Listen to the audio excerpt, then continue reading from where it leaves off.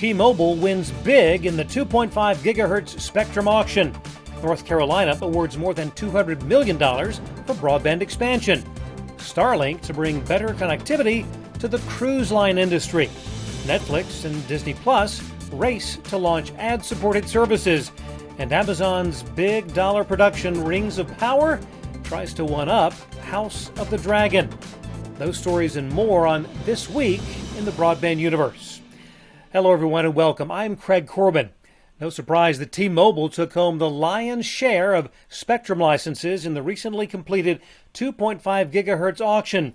91% of the nearly 8,000 licenses went to T-Mobile for a collective price of $304.3 million. Licenses will be awarded on a county-wide basis. There were 63 winning bidders from a total of 82 that qualified to take part in the auction.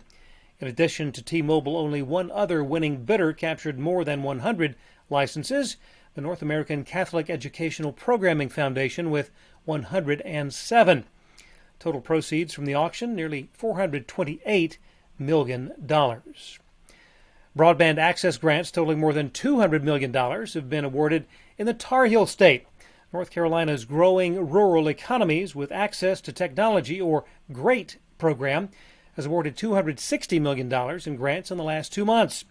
29 grants went to service provider Connect Holding. 305 applications totaling $350 million were received by the Broadband Infrastructure Office of the North Carolina Department of Information Technology.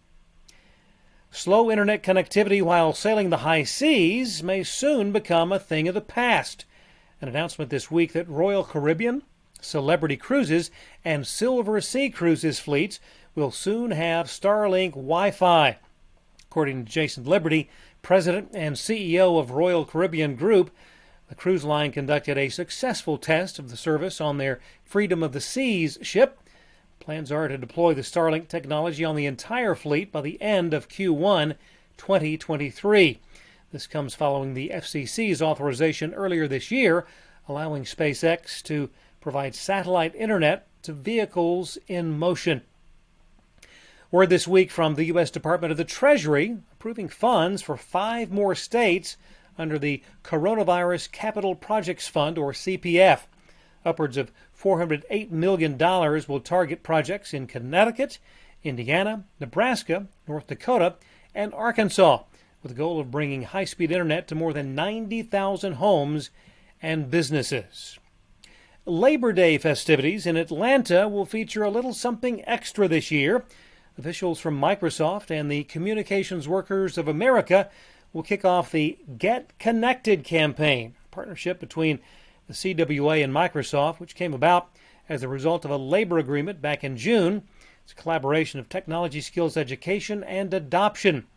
Following the Atlanta launch, other events are scheduled for Detroit, Memphis, New York City, and in North Carolina.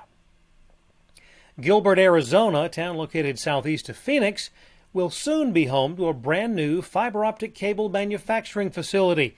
Corning Incorporated this week announced plans for the factory, which will require up to 250 employees. The anticipated completion sometime in 2024. 1 year ago, Corning announced the investment of more than $150 million for an optical cable manufacturing location in North Carolina. Well, the race is on. The race to see which ad-supported service will launch first, Netflix or Disney Plus. Netflix this week with word that instead of early next year, November 1st will now be the target to debut its lower-cost ad-supported service option, a move that would put them more than a month ahead of the December 8th launch of a similar service tier by Disney Plus. Netflix looking for a minimum $10 million commitment in annual ad spending from agencies. Monthly pricing for consumers expected to range somewhere between $7 and $9. Finally, last week, the big programming debut, House of the Dragon. This week, Rings of Power, a prequel of sorts to the original Lord of the Rings trilogy. In an unusual move, Amazon Prime premiered the first 2 episodes at exactly the same time.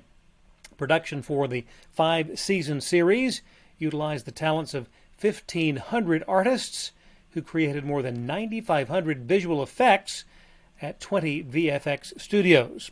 Rings of Power now holds the distinction of being the most expensive television series ever, more than $1 billion.